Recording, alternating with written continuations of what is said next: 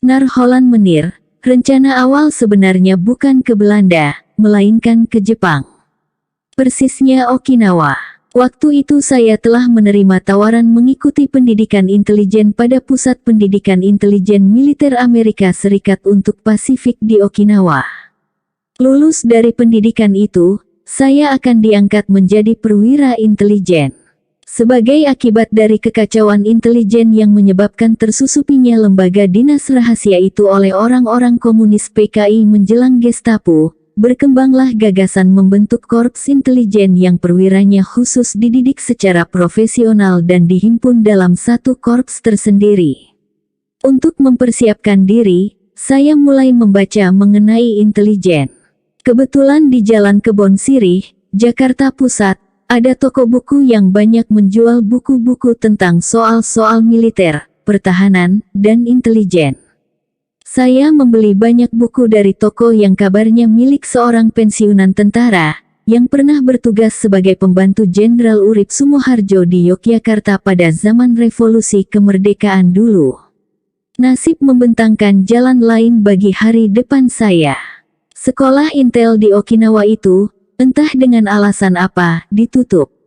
Nah, sebagai gantinya, muncul kesempatan memperdalam jurnalisme di Amsterdam. Saya terpilih. Saya pun mempersiapkan diri untuk berangkat.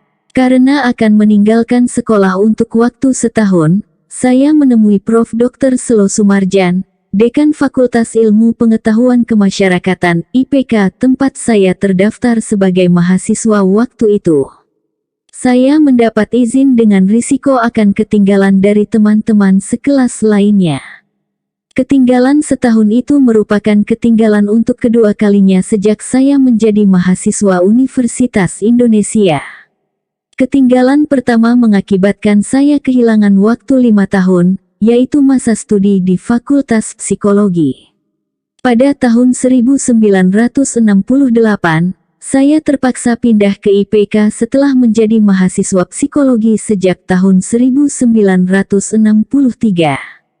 Semua persiapan bepergian ke Holland berjalan lancar.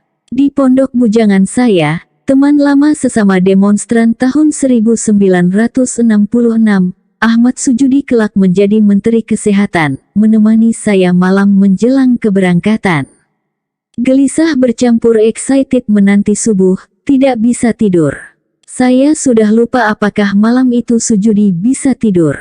Menjelang subuh dengan berkendaraan becak, kami berangkat ke Kemayoran dari pondokan bujangan saya di Matraman Raya 51. Waktu itu, belum ada taksi dengan argometer yang berkeliaran mencari penumpang atau bisa dipesan lewat telepon. Selain taksi resmi di Hotel Indonesia, yang tersedia hanya taksi gelap yang mangkal di ujung jalan Tuku Umar Menteng. Narholan Menir, begitu suara yang terdengar dalam telinga batin saya di atas becak dalam perjalanan ke Kemayoran. Saya gugup berkepanjangan.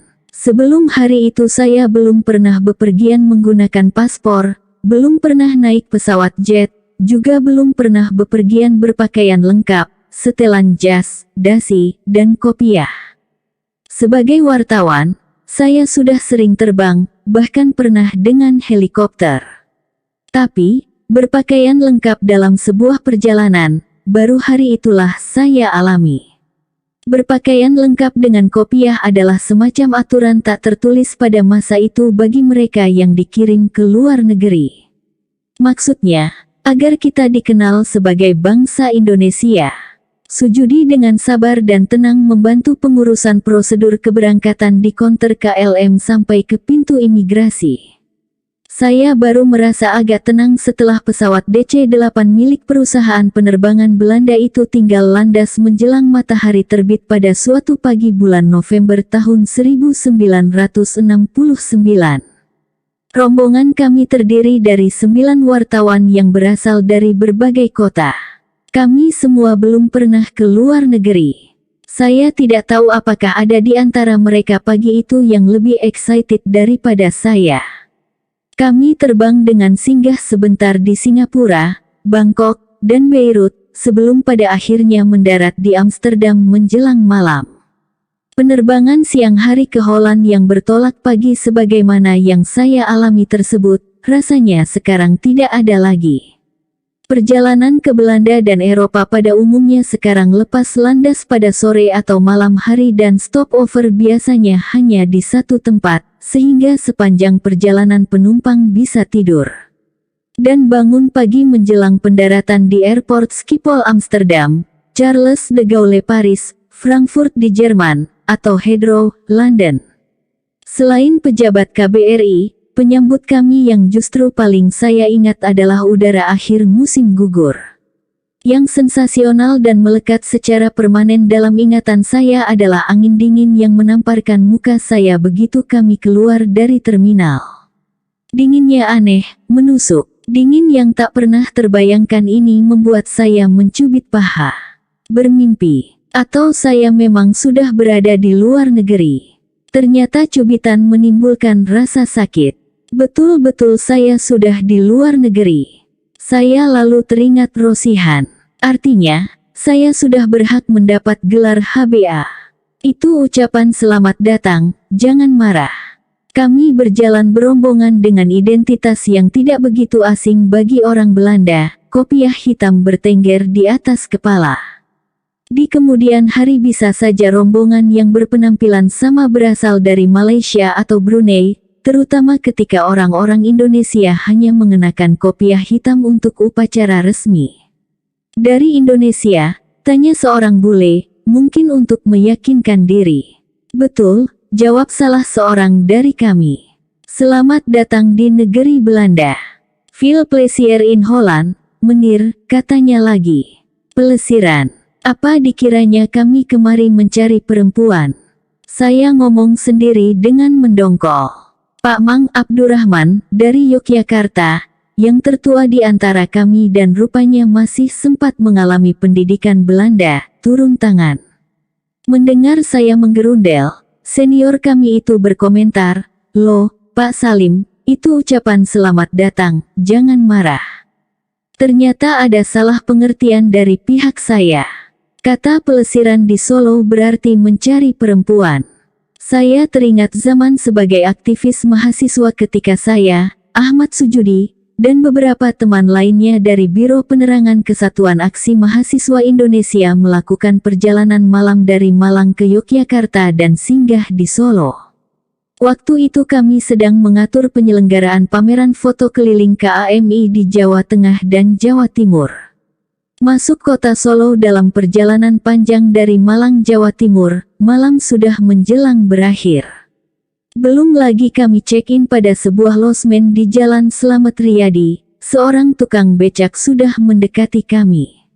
Pelesir, Mas, mari saya hantar. Kelelahan dari perjalanan panjang, salah seorang di antara kami langsung saja naik pitam. Pelesiran mbahmu. Orang capek begini perlu tidur, bukan niduri. Sensasi kedua terjadi ketika pagi hari esoknya saya melihat keluar jendela dari kamar saya di lantai 5 Gedung International Center, yang terletak di samping Tropen Museum. Saya melihat pohon-pohon meranggas hitam berlumut tanpa selembar daun pun. Akibat kebakaran, pikir saya. Di ruang makan di lantai bawah, selepas sarapan, kepada petugas dapur, orang asal Indonesia yang sudah lama bermukim di Belanda, soal pohon hitam berlumut tanpa selembar daun itu saya tanyakan. Oh, itu karena musim gugur, begitu dia menjelaskan dengan senyum. Beberapa jam kemudian ketika kami digiring makan siang ke restoran Indonesia milik Menir Wong, seorang Tionghoa asal Jawa Tengah, saya lihat jalan ditutupi daun-daun guguran dari banyak pohon di sekitar tempat kami diasramakan. Kegiatan pertama kami adalah belajar bahasa Belanda. Kuliah dan praktik memerlukan pengetahuan bahasa Belanda, kata tuan rumah kami. Saya tidak tahu mengapa waktu kami harus dihabiskan selama beberapa pekan pada laboratorium bahasa di lantai dasar Tropen Institute itu. Padahal, semua pengajar pendidikan tersebut bisa berbahasa Inggris dengan lancar. Di Belanda, bahasa Inggris memang bahasa asing, tapi hampir semua mereka yang pernah melewati sekolah dasar pasti mengerti dan sebagian besar fasih berbahasa Inggris. Di negeri yang sebagian wilayahnya lebih rendah daripada permukaan air laut itu, berenang dan bahasa Inggris adalah mata pelajaran wajib di sekolah dasar. Ini juga penjelasannya mengapa Anda bisa berpariwisata di Belanda, meski Anda tidak bisa berbahasa Belanda.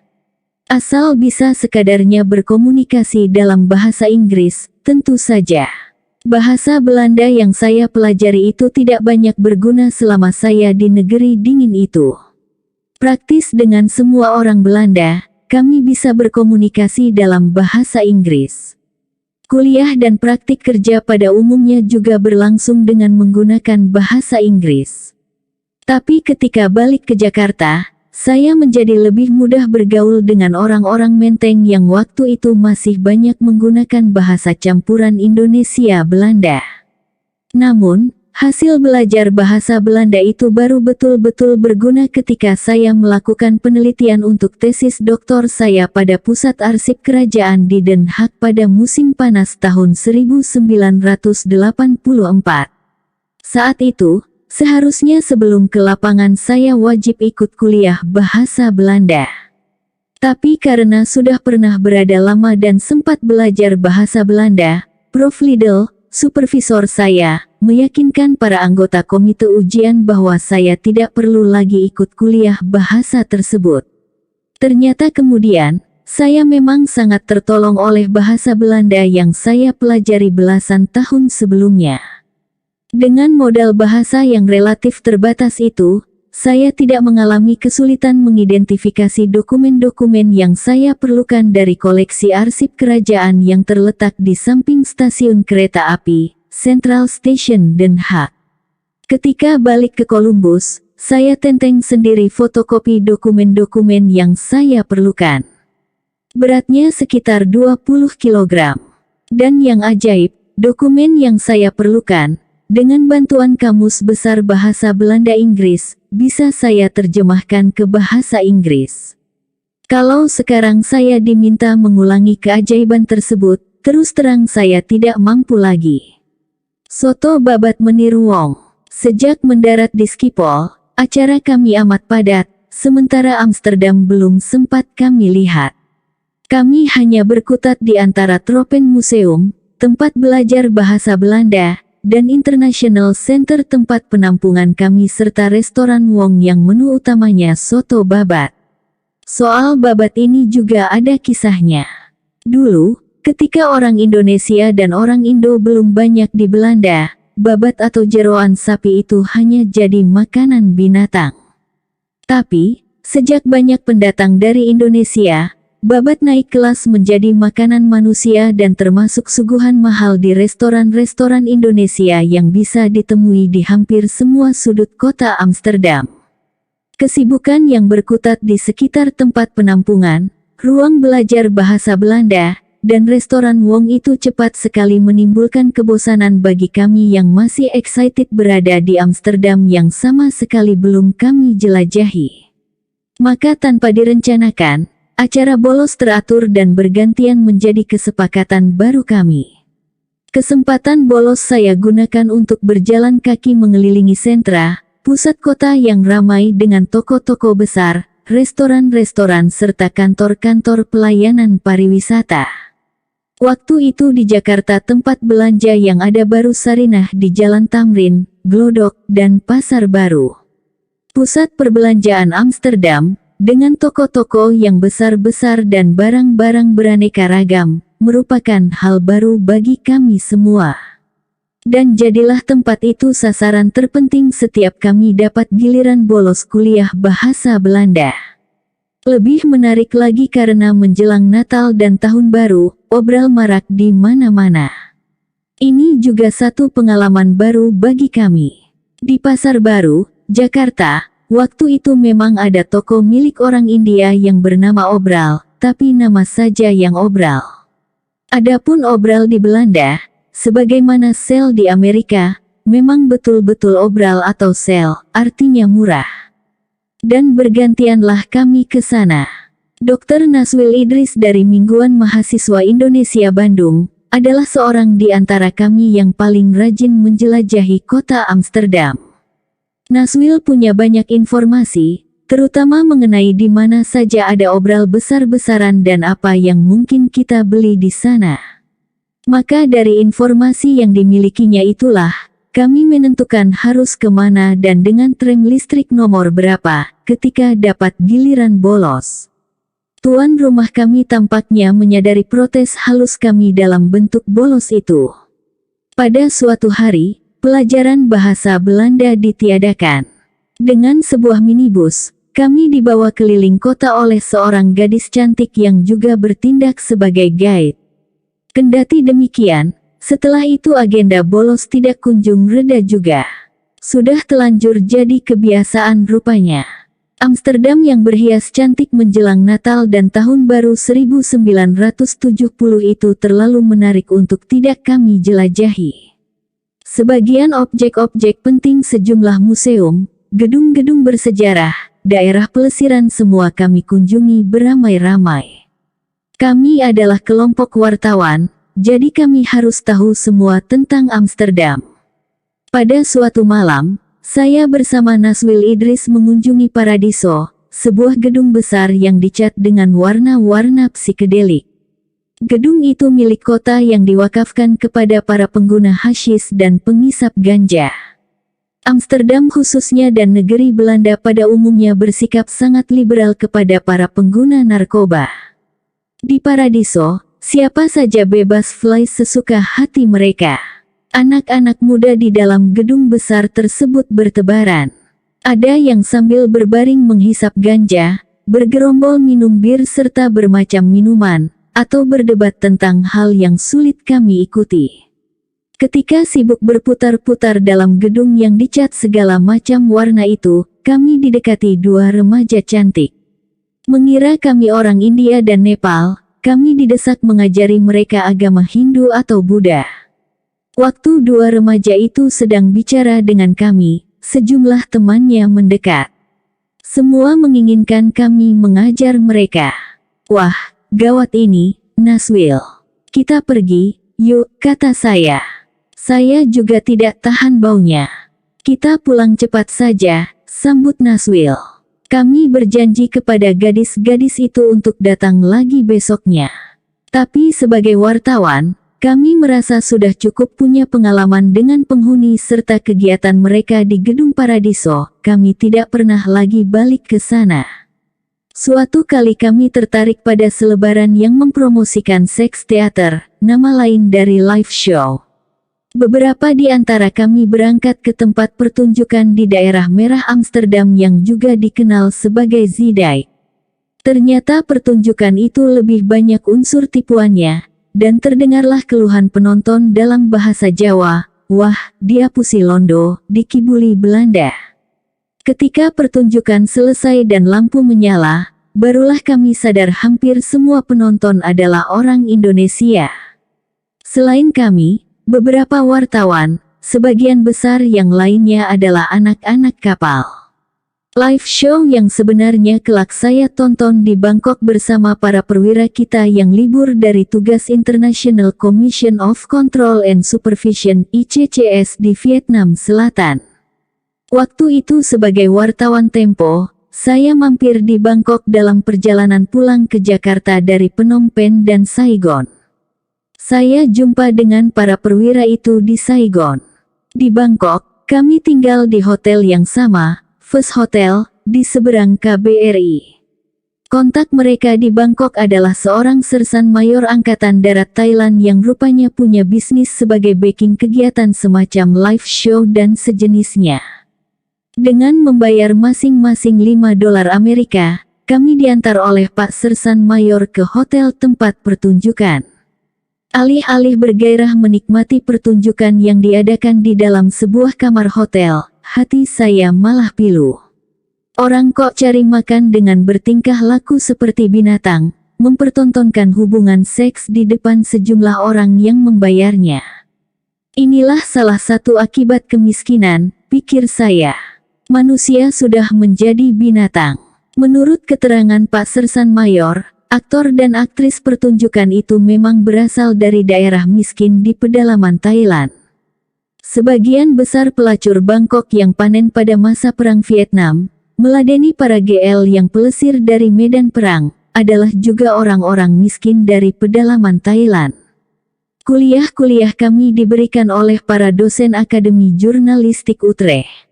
Mestinya kami diasramakan di sana. Fasilitas yang ada di Amsterdam jauh lebih memenuhi syarat. Lagi pula jarak Utrecht dengan Amsterdam sangat dekat.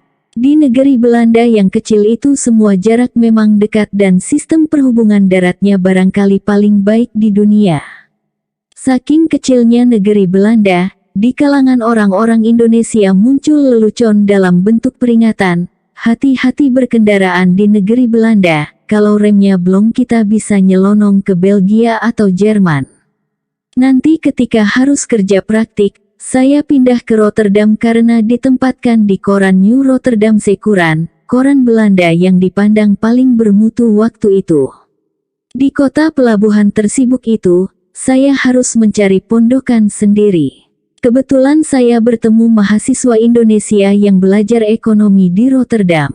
Saya lupa sekarang siapa nama dan bagaimana saya jumpa dengan mahasiswa tersebut. Tapi, dialah yang mengajak saya tinggal bersama di kamarnya yang besar pada sebuah kapal penumpang yang ditambatkan di sebuah kade pelabuhan. Kapal itu tidak lagi layak berlayar dan buat sementara dimanfaatkan sebagai asrama mahasiswa. Teringat Bung Hatta dan Prof. Sumitro. Dari kapal itu saya harus berjalan sekitar 1 kilometer sebelum menemukan tram listrik yang selalu menghantar saya pergi pulang ke Surat Kabar tempat training. Setiap berangkat dan pulang, saya selalu teringat Bung Hatta dan Profesor Sumitro Joyo Hadikusumo. Sekolah mereka dulu, sekolah tinggi ekonomi, saya lewati setiap hari. Rotterdam adalah kota modern. Sebagian besar gedungnya merupakan bangunan baru. Kota itu dulu dihancurkan oleh bom-bom Jerman selama Perang Dunia Kedua.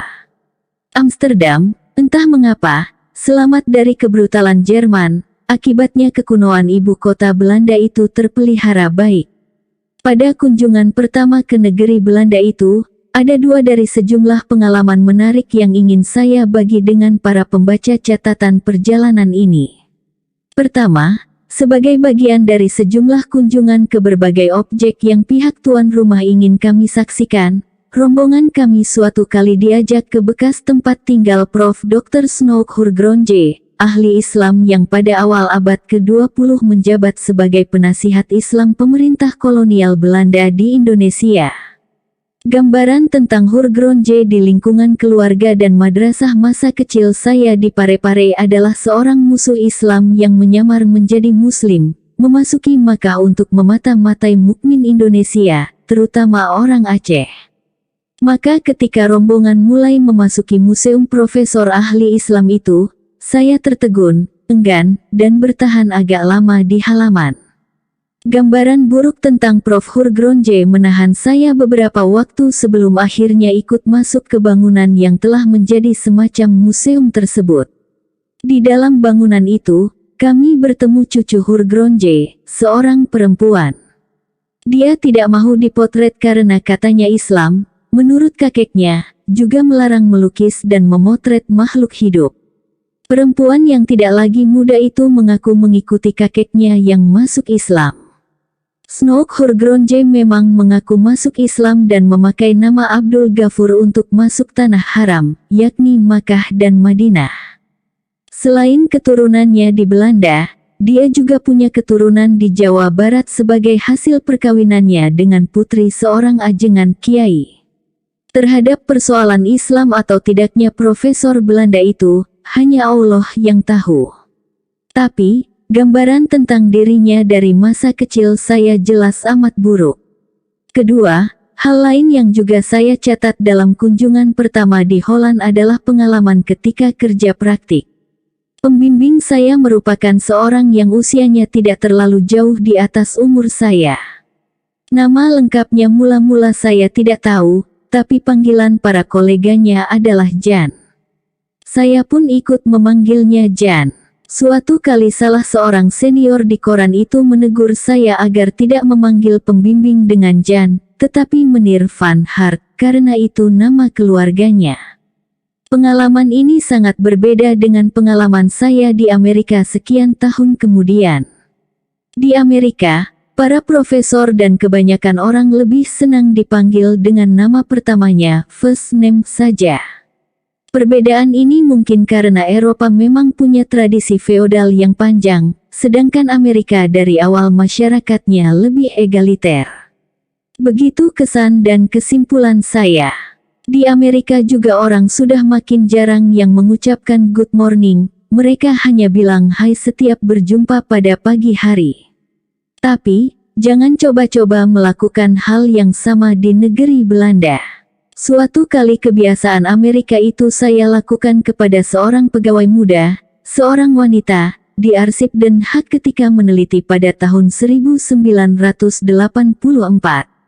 Apa yang terjadi? Saya dijawab, good morning, dengan tekanan mengajari.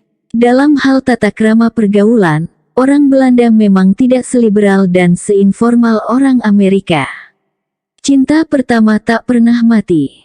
Setelah bermukim sebagai mahasiswa selama sekian tahun di Amerika Serikat, pada musim panas tahun 1984, saya datang lagi ke negeri Belanda. Kali ini tujuan saya adalah kota Den Haag, tempat arsip kerajaan Belanda tersimpan. Kota Den Haag kecil, kuno, tertata rapi, dan tentu saja tidak seramai Amsterdam dan Rotterdam. Ini adalah kota para birokrat. Kantor-kantor kementerian dan kedutaan-kedutaan semua terkumpul di kota ini. Kecuali sikap arhaik yang berkecenderungan feodal dalam sikap dan pergaulan warganya, negeri Belanda di mata saya pada tahun 1984 sudah amat berbeda dengan negeri yang memukau saya pada tahun 1969 dulu.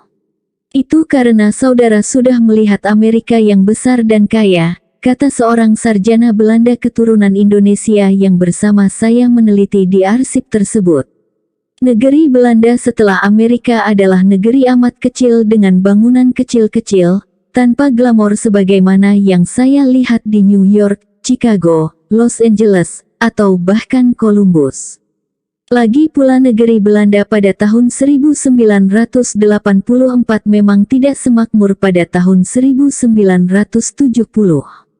Pengalaman dengan Amsterdam yang tidak lagi memberi kesan glamor pada saya waktu itu mengingatkan kepada pengalaman pertama saya pulang ke Parepare setelah berada di Pulau Jawa selama 9 tahun. Ketika memasuki rumah masa kecil saya, alangkah terkejutnya melihat rumah kami itu amat kecil. Apakah rumah kita dipotong hingga sempit seperti ini? Tanya saya. Jawab ibu saya, anakku, kau telah melihat rumah-rumah besar di Pulau Jawa sana. Rumah kita masih seperti dulu, tidak berubah. Meski rumah saya sudah mengecil dan kedua orang tua sudah lama meninggal dunia dan adik-adik sudah pada pergi, cinta saya kepada Parepare tidak kunjung pupus. Terlalu banyak kenangan indah masa kecil saya di sana. Saya selalu bergairah kalau ada kesempatan ke Parepare. Meskipun sekarang saya terpaksa harus tinggal di hotel karena semua rumah kami sudah ditinggali orang lain. Ada yang dijual, tapi ada juga yang diwakafkan.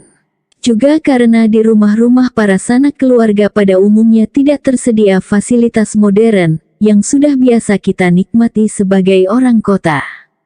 Perasaan yang sama juga mendekam di hati saya terhadap negeri Belanda.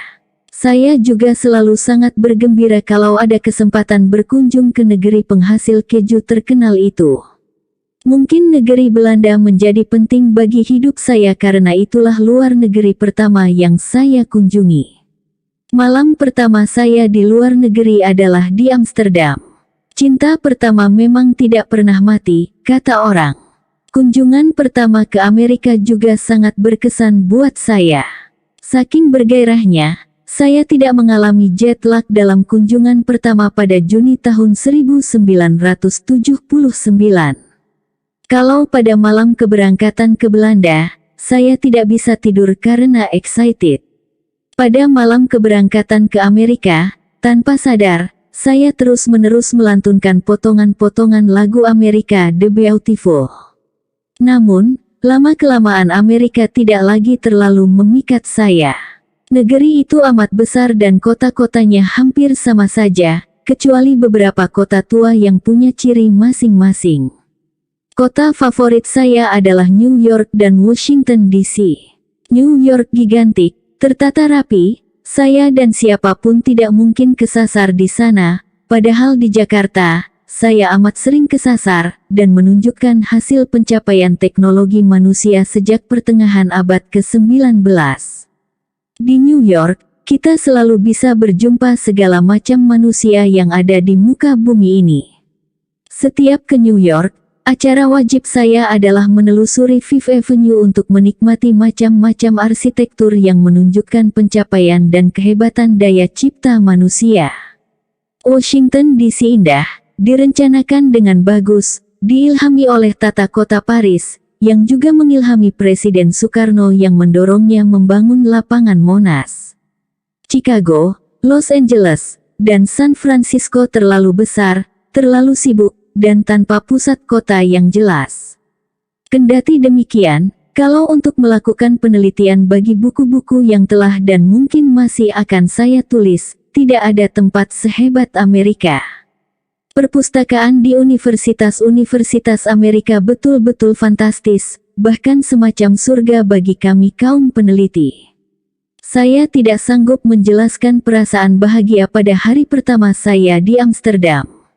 2 tahun setelah kembali dari Holland, saya mengunjungi Tokyo sebagai tamu Geimusho, Kementerian Luar Negeri Jepang.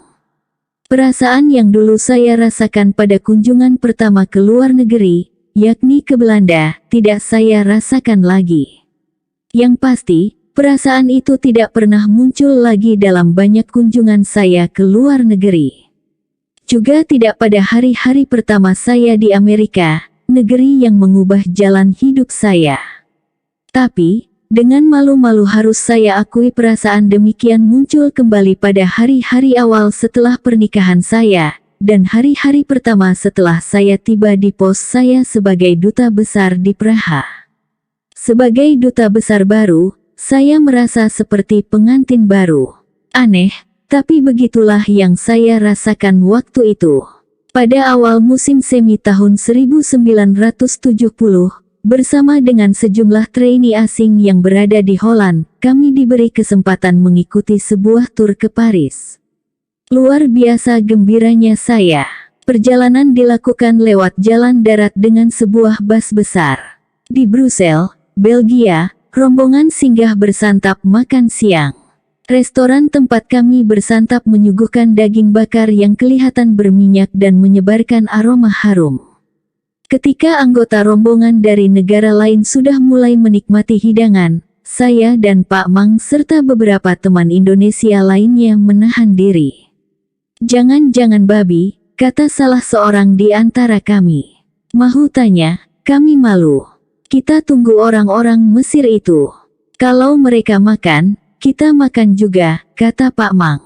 Alasan yang mendasari jalan pikiran wartawan dan dosen dari Yogyakarta itu adalah, Mesir itu mbahnya Islam, masak makan babi.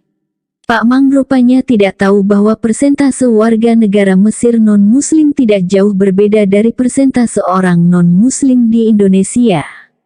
Jadi, bisa saja ada banyak orang Mesir yang makan daging babi, bukan? Di bus, kami baru dapat informasi dari panitia bahwa semua makanan yang dipesan untuk rombongan kami, halal, dan hidangan di Brussels tadi itu adalah steak daging sapi. Untung kesempatan makan steak daging sapi itu tidak kami lewatkan. Ternyata lezat dan halal pula. Alhamdulillah.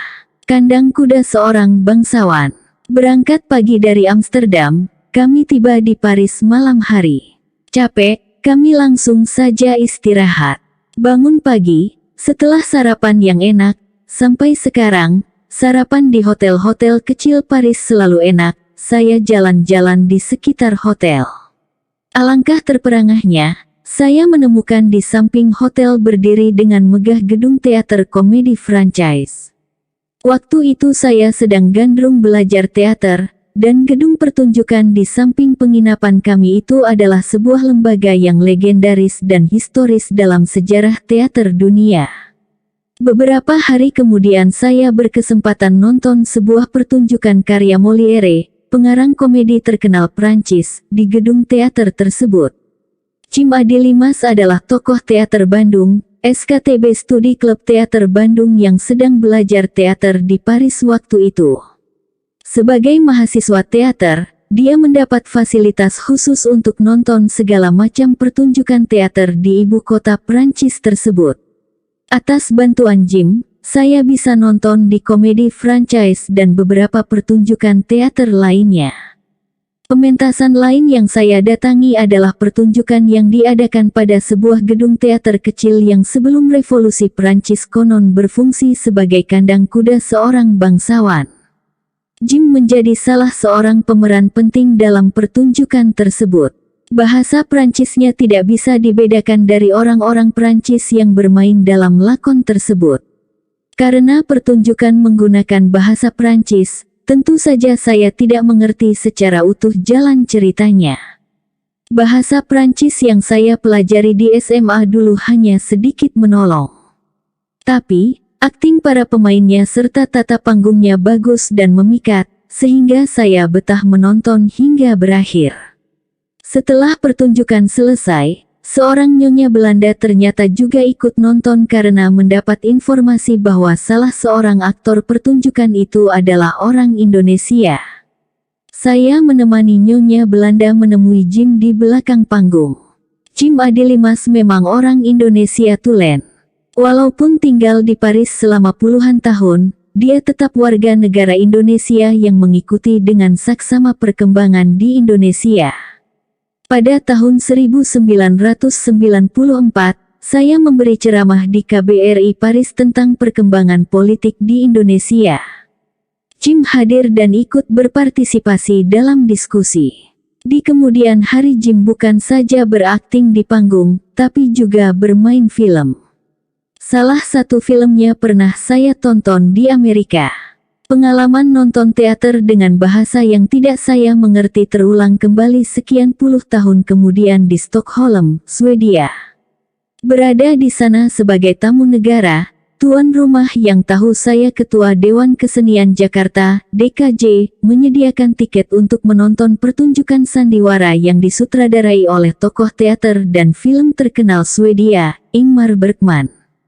Bahasanya sama sekali tidak saya mengerti, tapi jalan pertunjukan amat memikat. Permainan dan penyutradaraan fantastis. Saya dan istri bertahan hingga akhir pertunjukan. Selesai menonton, saya sempat bercakap-cakap dengan beberapa penonton di lobi dalam perjalanan kami keluar gedung teater. Ternyata orang Swedia itu seperti saya juga, menikmati pertunjukan, meski tidak mengerti ceritanya. Kata saya sangat menikmati karya Mozart, Beethoven, Chopin, meski saya tidak mengerti. Seni memang lebih berurusan dengan perasaan tinimbang dengan pikiran dan pengertian. Persoalan utamanya memang apakah Anda menikmati, bukan apakah Anda mengerti. Paris bagi para seniman Indonesia masa itu adalah pusat budaya dunia. Tokoh-tokoh sastra Prancis, Jean-Paul Sartre dan Albert Camus, keduanya pemenang Nobel Kesusastraan sangat populer di kalangan seniman Indonesia. Sejumlah karya mereka diterjemahkan. Bahkan, karya-karya sandiwara keduanya dimainkan oleh para mahasiswa Akademi Teater Nasional Indonesia (ATNI) di Gedung Kesenian Pasar Baru Jakarta. Waktu itu karya sastra pemenang Nobel dari Amerika, Ernest Hemingway, dipandang sebelah mata oleh para sastrawan Indonesia. Kebudayaan Amerika bagi seniman-seniman Indonesia waktu itu belumlah sesuatu yang pantas dilirik. Dangkal, kata mereka, Eropa, terutama Prancis, hampir segala-galanya. Ini mungkin salah satu akibat penjajahan Belanda. Budaya Belanda amat berkiblat ke Prancis. Kelak ketika Kine Club di Taman Ismail Marzuki, secara teratur mempertunjukkan film-film asing. Film-film Prancis gelombang baru amat menarik perhatian para seniman dan peminat film di Jakarta. Inilah latar belakang dan penjelasan mengapa saya, sebagai orang yang waktu itu merasa diri seniman, sangat diliputi gairah dan rasa bahagia berlebihan ketika mendapat kesempatan melihat Paris. Selama beberapa hari di ibu kota Prancis itu, hampir semua tempat bersejarah yang saya ingat dari belajar sejarah revolusi Prancis serta museum-museum seni modern, saya kunjungi. Tidak terlupakan mengunjungi Café de Flore di Saint-Germain-des-Prés yang pada awal abad ke-20 telah menjadi tempat para seniman dan intelektual terkenal Prancis sering kumpul. Di sana saya ditraktir segelas minuman khas Prancis oleh Jim Adilimas. Minumannya enak, tapi saya sekarang sudah tidak ingat lagi nama minuman itu. Selain ke Paris, rombongan para wartawan Indonesia tersebut juga diberi kesempatan ke Berlin dan London. Kunjungan kedua kota penting Eropa itu amat singkat, jadi tidak banyak bahan cerita. Di London, saya sangat ingin menonton sandiwara Shakespeare yang memang selalu bisa ditonton setiap malam di kota itu. Kami datang pada awal musim semi yang juga awal musim turis. Salah satu objek menarik bagi turis-turis Amerika yang datang ke London konon adalah menonton Shakespeare. Tidak bisa mendapat tiket, meski KBRI sudah berusaha membantu. Sebagian tiket itu konon memang dipasarkan di Amerika bagi turis yang akan berwisata ke Inggris. Sekitar 25 tahun kemudian, pada suatu musim panas, saya, istri, dan anak berada di London sebagai turis. Ternyata usaha saya mendapatkan tiket untuk nonton karya Shakespeare tidak berhasil juga. Kalah lagi oleh turis-turis Amerika yang membeli tiket mereka di negerinya. Daripada sama sekali tidak pernah menikmati teater di London, atas bantuan Arya Gunawan, mantan wartawan Kompas yang waktu itu bekerja pada radio BBC, kami berhasil mendapatkan tiket pertunjukan Miss Saigon, yang sedang populer. Bertiga kami duduk di belakang setelah membayar tiket masing-masing seharga 13 pound sterling. Kira-kira 2 juta rupiah nilainya pada waktu itu. Saya berkesempatan menonton karya Shakespeare dalam bahasa Jepang di Tokyo ketika berkunjung ke sana sebagai tamu The Japan Foundation. Di Indonesia, 2 kali saya berkesempatan nonton karya Shakespeare. Ada yang disutradarai Jim Adilimas, ada juga oleh W.S. Rendra. Jadi, semua yang sempat saya tonton adalah Shakespeare dalam terjemahan, bukan dalam bahasa aslinya seperti yang dipertunjukkan di London itu. Karya Shakespeare yang diangkat ke layar putih sebagian besar sempat saya tonton. Ada yang berbahasa Inggris, buatan Inggris dan Amerika, berbahasa Jepang, dan Rusia. Di antara film-film yang diangkat dari sandiwara-sandiwara pujangga Inggris termasyhur itu yang paling mengesankan saya adalah Hamlet versi Rusia, Macbeth dan King Lear versi Jepang. 2 yang terakhir ini adalah karya Akira Kurosawa, sutradara Jepang legendaris. Checkpoint Charlie di Berlin Barat yang menjadi tontonan utama kami adalah dinding yang membelah kota tersebut. Dengan menonton dari puncak gedung milik Axel Springer yang terletak persis di samping tembok, kami bisa melihat jauh ke dalam wilayah Berlin Timur yang kumuh. Strategi Blok Barat waktu itu menjadikan Berlin Barat semacam surga untuk dikontraskan dengan Berlin Timur, dikuasai Uni Soviet yang miskin dan kumuh. Mungkin strategi Barat itu sekarang boleh tergolong sebagai perang dengan menggunakan soft power. Strategi demikian berhasil, Soviet kemudian ambruk sendiri tanpa sebutir peluru pun ditembakkan dari kubu Barat. Tembok yang membelah Berlin dihancurkan dari kedua belah pihak oleh anak-anak muda dari kota terbelah itu. Berlin Timur bebas dan kedua bagian kota kembali bersatu. Tak lama sesudah itu, seluruh Eropa Timur mencampakkan komunisme. Kebetulan saya berada di Berlin pada November tahun 1989, hanya beberapa hari setelah tembok kokoh itu roboh. Saya melihat betapa bersemangatnya para pemuda Berlin menghancurkan tembok beton itu. Kalau Anda ke Berlin sekarang, beberapa potong dari tembok itu masih berdiri tegak, disisakan sebagai monumen. Pos perbatasan milik Amerika, Checkpoint Charlie, juga masih terawat sebagai objek turis. Di bekas checkpoint milik Amerika terdapat museum kecil yang memperlihatkan berbagai alat dan kendaraan yang dipergunakan orang Berlin Timur melarikan diri ke Berlin Barat. Hanya sedikit yang berhasil lari dari penindasan komunis. Sebagian besar yang melarikan diri itu tertembak penjaga perbatasan Jerman Timur. Dengan relik Perang Dingin tersebut, dan dengan imajinasi yang kaya, semoga Anda masih bisa membayangkan betapa kejam rezim komunis, dan bagaimana menderitanya penduduk Berlin Timur pada masa Perang Dingin tersebut. Kembali ke Holland, yang juga saya anggap menarik untuk diceritakan dari pengalaman perjalanan perdana ke luar negeri tersebut adalah perubahan cara pandang saya terhadap negeri yang pernah menjajah kita itu. Pada kunjungan pertama, tentu saya kagum melihat kota-kota yang teratur rapi, bersih dengan bangunan-bangunan tua yang terpelihara. Pusat perbelanjaan di Amsterdam, Rotterdam, dan Den Haag kaya dengan segala macam barang yang masih sulit ditemukan di Jakarta waktu itu. Juga disiplin penduduk terhadap aturan dan waktu.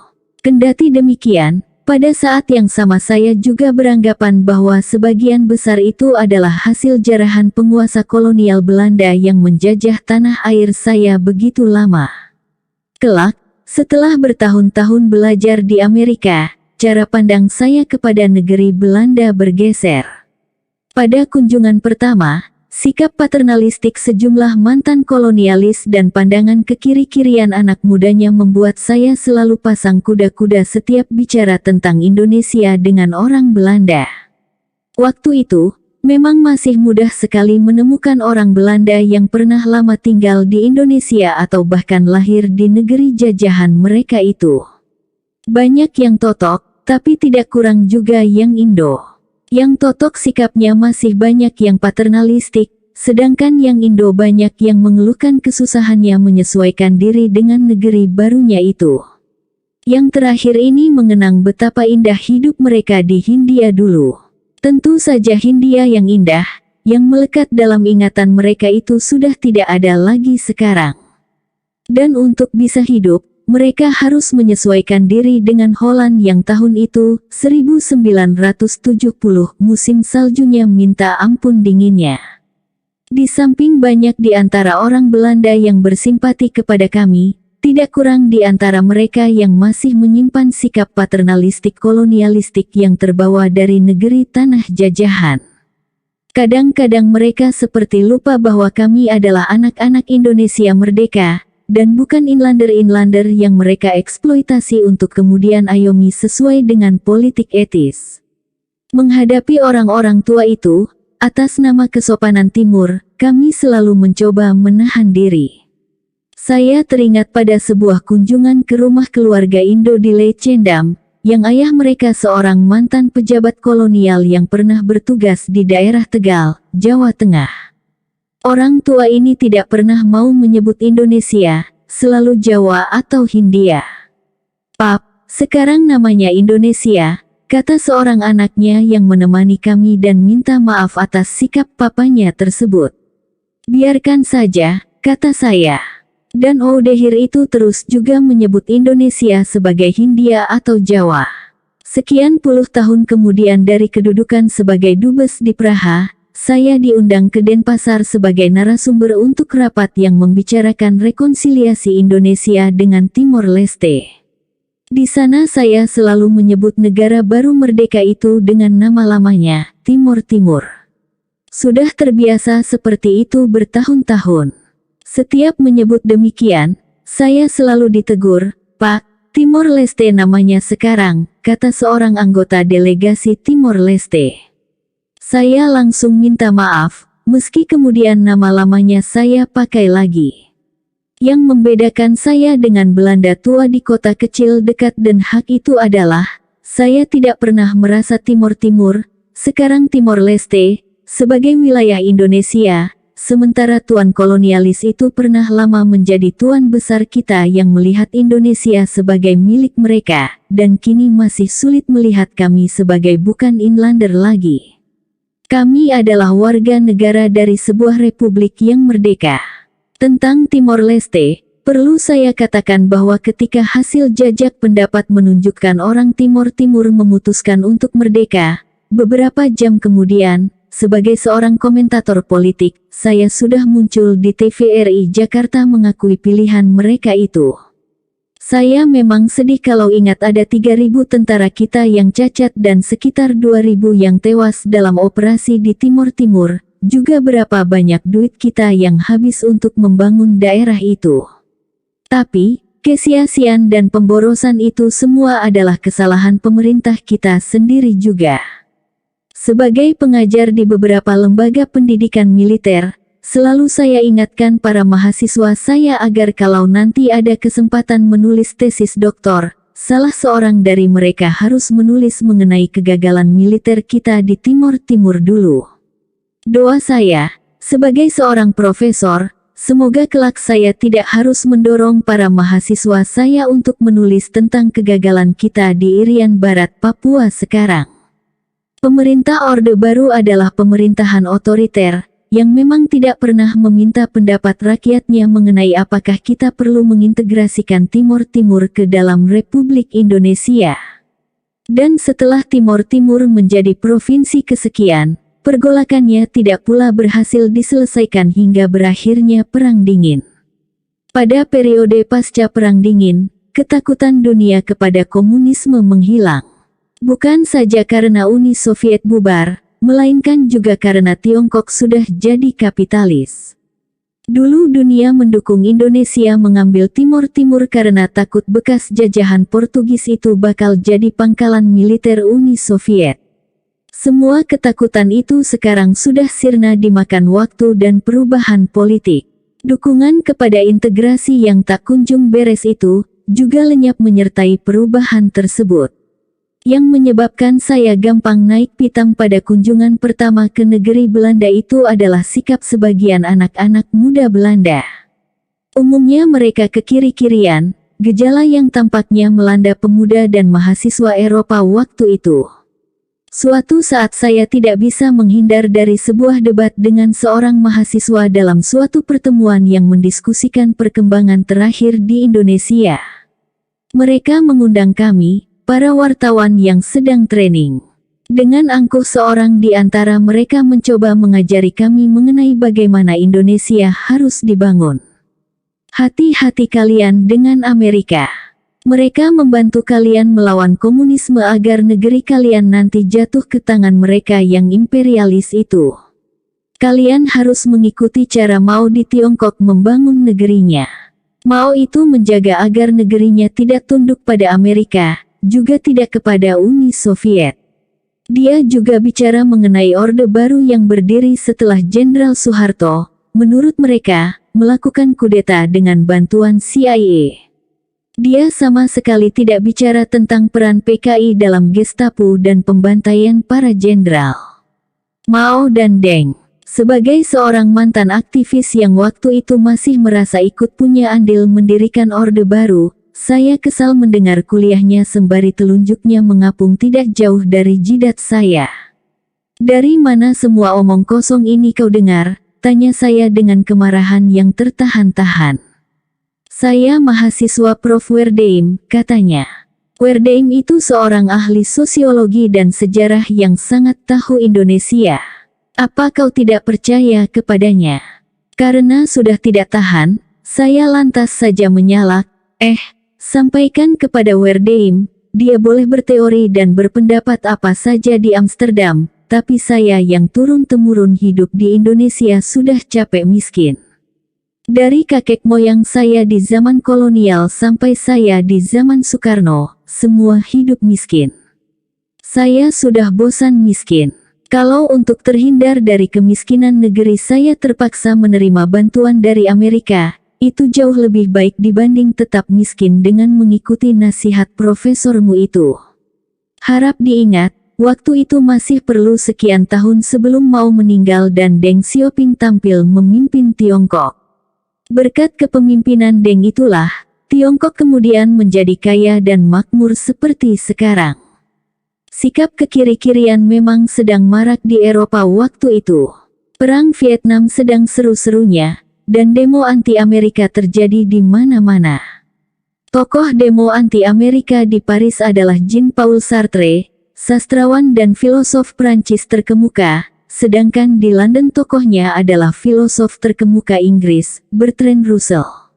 Menarik untuk diingat bahwa pada saat yang sama, di Amerika Serikat juga berkembang aksi-aksi anti-perang Vietnam oleh mahasiswa dan pemuda yang dikenal sebagai generasi bunga. Semua pergolakan itu bisa kami saksikan lewat televisi hitam putih yang terletak di ruang duduk tempat penampungan kami. Nah, Indonesia yang baru saja memberantas PKI tidak luput jadi sasaran. Saya rajin mendatangi debat-debat tentang Indonesia yang umumnya diadakan dan didominasi orang-orang kiri itu. Saya hadir dalam sebuah debat di Universitas Amsterdam dengan pembicara Dr. Jan Pluvier dan Ernest Utrecht.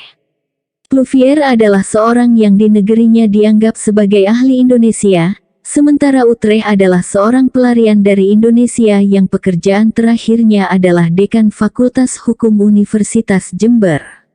Utrecht terkenal karena keputusannya membekukan Himpunan Mahasiswa Islam (HMI) di Fakultas Hukum yang dipimpinnya. Indo-Belanda ini sebenarnya bukan orang komunis, dia hanya seorang nasionalis radikal yang bertindak menguntungkan orang komunis. Tapi, menjelang Gestapo memang sulit membedakan antara mereka yang nasionalis radikal dan mereka yang komunis. Waktu itu kadang-kadang kaum nasionalis radikal malah lebih galak daripada PKI. Ketika menghadapi manifest kebudayaan, Manikebu menurut PKI, kaum nasionalis radikal seperti Sitor Sitomorang dan Bagin, dua tokoh lembaga kebudayaan nasional LKN Organisasi Kebudayaan PNI, kadang-kadang tampil lebih galak daripada tokoh-tokoh lekra PKI sendiri. Di kemudian hari, terutama setelah saya menyelesaikan pendidikan di Ohio, sikap saya terhadap negeri Belanda dan negara penjajah pada umumnya berangsur berubah. Kalau dulu saya menyalahkan mereka, sekarang saya sudah bisa dengan jernih melihat persoalan dan karena itu cenderung menyalahkan negara-negara terjajah itu sendiri. Dulu mudah dijajah, kini gampang menjadi kaki tangan kapitalisme dan negara-negara maju. Dari zaman kolonial hingga masa merdeka, watak sebagian besar orang-orang di bekas negara jajahan itu belum banyak berubah. Mungkin inilah yang lazim disebut mental inlander. Ciri utamanya adalah selalu kagum secara berlebihan, terpukau, kurang percaya diri, dan karena itu lalu gemar meniru sesuatu yang datang dari luar sana. Dalam urusan penjajahan atau kolonialisme ini, saya selalu teringat Karl Marx. Tidak berbeda dengan para penjajah itu sendiri, Marx melihat kolonialisme membawa kemajuan kepada bangsa-bangsa yang terbelakang, yang berperadaban rendah di mata orang Barat. Marx melihat kolonialisme sebagai suatu kewajaran saja, suatu yang tak terhindarkan dalam suatu waktu perjalanan sejarah perkembangan bangsa-bangsa. Mengapa terjadi kolonialisme? Mengapa India bisa dijajah Inggris? Ketika pertanyaan ini diarahkan kepada Marx, jawabnya singkat, bangsa dengan peradaban yang lebih tinggi selalu mengalahkan bangsa yang berperadaban lebih rendah. Ada saatnya bangsa-bangsa di luar Eropa mencapai peradaban tinggi. Tiongkok, India, Persia, Mesir, Arab Islam, pernah mencapai tingkat demikian. Dengan peradaban yang tinggi, misalnya, Islam pernah menduduki sebagian Eropa. Peninggalan peradaban Islam itu masih bisa kita saksikan di Spanyol sekarang. Peradaban-peradaban ini berangsur runtuh ketika peradaban lain tampil lebih mampu menjawab tantangan dibanding dengan peradaban-peradaban tua yang telah ada sebelumnya. Peradaban Barat modern adalah contoh yang menarik. Melalui abad pencerahan, Eropa berkembang dengan cepat ketika peradaban-peradaban tua yang mendahuluinya telah mandek. Kemajuan luar biasa yang mereka capai itulah yang mendorong Eropa menjelajahi dunia untuk mencari bahan baku bagi industri, sembari juga mencari pasar bagi hasil produksi mereka. Dalam penjelajahan itulah, Barat menyadari betapa majunya mereka dan betapa terbelakangnya dunia timur. Akhir cerita, mereka mengkolonisasi dan mengeksploitasi bagian dunia yang terbelakang tersebut. Dalam hubungan ini menarik membandingkan dua negara kolonialis, Belanda dan Inggris. Negeri Belanda yang pedagang dan Inggris yang industrialis. Kalau Belanda menjadikan Indonesia sebagai kebun besar yang ditanami apa saja yang laku di pasar dunia, Inggris terutama menjadikan India pasar besar bagi hasil industrinya. Maka yang diperlukan oleh Belanda adalah kuli untuk bekerja di perkebunan, sedangkan Inggris memerlukan kelas menengah untuk mengkonsumsi barang-barang made in England. Menyadari sifat kolonialisme Inggris yang industrialis itulah, maka perjuangan kemerdekaan India antara lain diarahkan Mahatma Gandhi ke usaha boikot barang-barang buatan Inggris. Dengan latar belakang seperti inilah, kita harus mengerti gerakan menenun sendiri bahan pakaian orang India, Satyagraha, yang dipelopori Gandhi. Sejak abad ke-19, India memang merupakan salah satu konsumen tekstil buatan Manchester, Inggris. Tidak bisa melupakan takdir Ali Shahbana. Kalau dulu saya melihat Belanda lebih sebagai perampok, yang pada masa lalu menguras kekayaan tanah air saya, kini saya cenderung berbalik mengagumi negeri kecil di ujung utara Eropa yang dingin itu. Dengan jumlah manusia yang terbatas, dan dengan persenjataan yang kadang tidak terlalu berbeda dengan senjata milik kerajaan anak negeri, Belanda bisa menundukkan untuk kemudian menguasai sekumpulan kerajaan, sejumlah besar manusia dan menguras begitu banyak kekayaan Nusantara untuk waktu lama. Rahasia kemenangan Belanda waktu itu, peradaban yang lebih tinggi, dan sekian puluh tahun sebelum terpaksa angkat kaki, Belanda telah pula berhasil menyatukan seluruh Nusantara dan karena itu, tanpa mereka rencanakan, pada suatu waktu di kemudian hari terbuka kesempatan bagi terciptanya sebuah bangsa baru yang kini dikenal dunia sebagai Indonesia. Lahirnya bangsa baru, Indonesia, adalah akibat meningkatnya peradaban anak-anak jajahan, suatu tingkat yang tidak pernah dicapai para raja dan pemimpin agama yang pada masa lalu juga memerangi Belanda. Saya kadang berpikir apakah akan ada bangsa Indonesia seperti yang kita kenal sekarang seandainya Jenderal Van Hoyt, Gubernur Jenderal dan mantan Panglima Perang Penaklukan Aceh, tidak melakukan penaklukan berbagai kerajaan kecil yang nyaris masih independen hingga awal abad ke-20. Tidak sulit membayangkan betapa akan susahnya mengembangkan konsep Indonesia, sebagai suatu konsep yang mempersatukan bangsa pluralistik yang mendiami Nusantara seandainya Van Hoyt belum mempersatukan wilayah yang dinamainya Hindia Belanda, dan secara terpusat mengontrolnya dari Batavia. Jangan salah sangka, saya tidak mengatakan Van Hoyt berniat menciptakan Indonesia.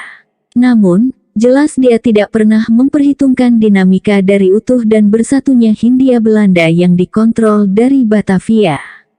Dia cuma berpikir praktis. Hindia Belanda dia persatukan untuk dikendalikan dari Batavia, Jakarta, agar lebih mudah dikontrol dan dipertahankan dari usaha kaum kolonialis lain yang ingin merebutnya.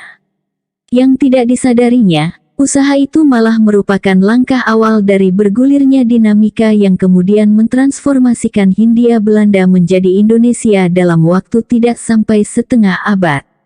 Tanpa disadarinya, sang Gubernur Jenderal telah menyiapkan prasarana bagi bangkitnya sebuah bangsa baru di kawasan yang lama dikuasai pemerintahan kolonial Belanda.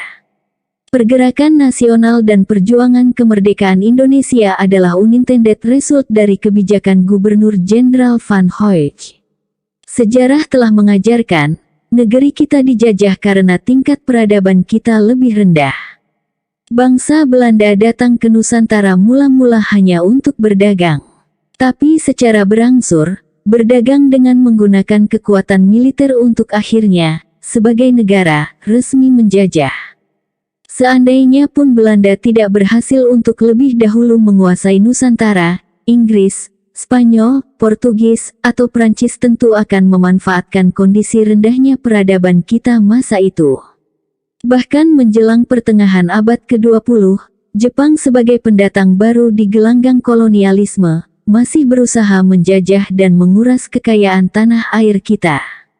Kalau kita sudah bicara tentang masa lalu sebagai bangsa, saya tidak bisa melupakan Sultan Takdir Ali Syahbana.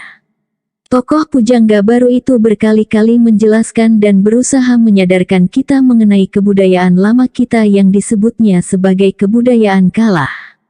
Apa yang mau kita banggakan dari kebudayaan lama itu? Tanya Takdir. Yang sebenarnya dibicarakan Takdir Ali Syahbana adalah peradaban, bukan kebudayaan. Dengan jalan pikiran demikian, Takdir berseru agar Indonesia belajar ke barat dan meninggalkan cara berpikir Hindu dan Buddha yang statis. Seruan yang sama kemudian muncul juga dari Pramudia Anantatur yang mudah terbaca dalam buku-bukunya Bumi Manusia, Anak Semua Bangsa, Jejak Langkah, dan Rumah Kaca. Tokoh Minke dalam novel-novel Pramudia itu adalah personifikasi manusia Hindia Belanda yang berjuang meninggalkan peradaban rendah bangsanya, yang hingga saat itu masih belum menemukan jalan membebaskan diri dari penjajahan Belanda. Minke mengaku belajar dari barat dan bertekad meninggalkan semua budaya lemah yang meninabobokan orang pribumi sehingga mereka terus dikuasai para penjajah. Sama seperti Marx, Takdir Ali Syahbana, Pramudia juga berpendapat bahwa semua bangsa yang terbelakang akan dijajah oleh bangsa yang lebih maju. Saya sangat sepakat dengan pandangan demikian. Pada tahun 70-an, penyair terkenal W.S. Rendra membuat marah sejumlah tokoh masyarakat Jawa. Pasalnya, sang burung merak itu menyebut kebudayaan Jawa masa kini sudah bagaikan kasur tua. Yang dibicarakan Rendra sebenarnya sama dengan yang diungkapkan Takdir dan Pramudia, peradaban Indonesia yang masih rendah dengan segala akibatnya dalam pergaulan dunia.